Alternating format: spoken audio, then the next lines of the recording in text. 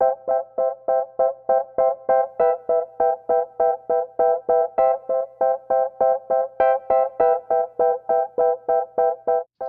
is a subtle, silent killer. 17,000 men will be diagnosed with it this year. 3,500 of them will die.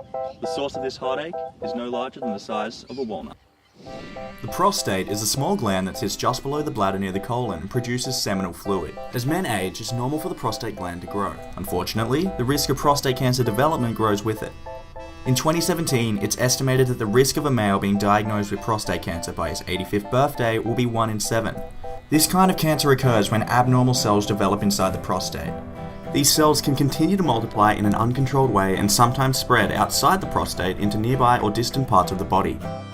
Today we're visiting David Webb, a current prostate cancer patient who's going to share his journey with us.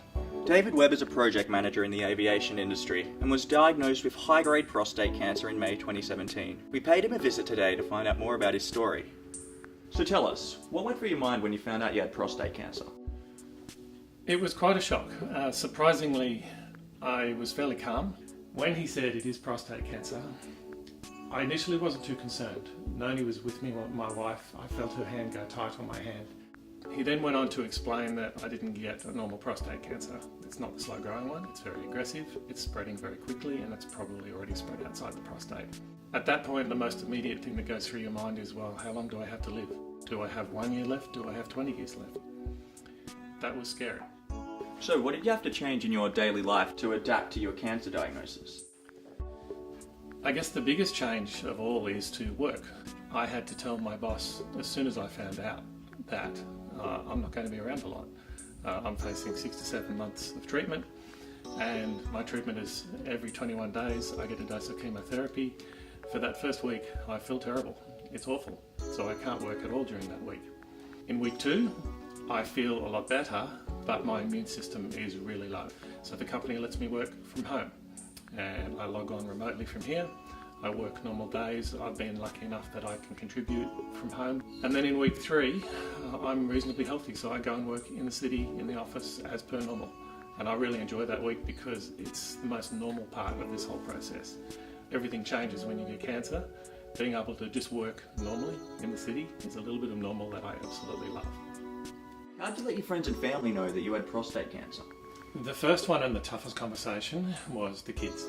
How do you tell your kids you've got a deadly disease? That's really hard. So we all sat on these lounges and I just laid it out, very matter of fact. This is very serious, but it's also very treatable. They were very silent. When you mentioned the cancer word, all the faces dropped. It was a shock for everyone. And no one thinks they're going to get cancer. I have to say from everyone, it was just wonderful support.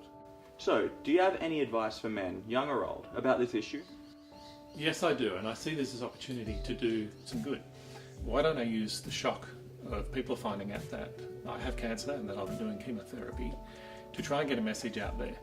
So I decided to write a story for our weekly intranet news, and that goes out to 2,000 people. And then I talked about all of the things that people can do when they reach those certain ages and get those tests done, because a lot of men tend to resist that. They tend to get frightened of all of those things. The advice for prostate cancer right now is men the age of 50, go and get the prostate cancer tests done. If you have a family history of it, you should be starting those at 40. But it also doesn't stop you if you're even younger. The earlier you find out, the better. So writing that story, I got over 100 men at Boeing actually went to the doctor after I published that story. The news got out there, people got the shock, but they also read the rest of the story, and I felt like that did a lot of good. A majority of the men with low-grade prostate cancer live for years and years symptom-free without it spreading or becoming life-threatening. Oftentimes, they don't even realize they have it.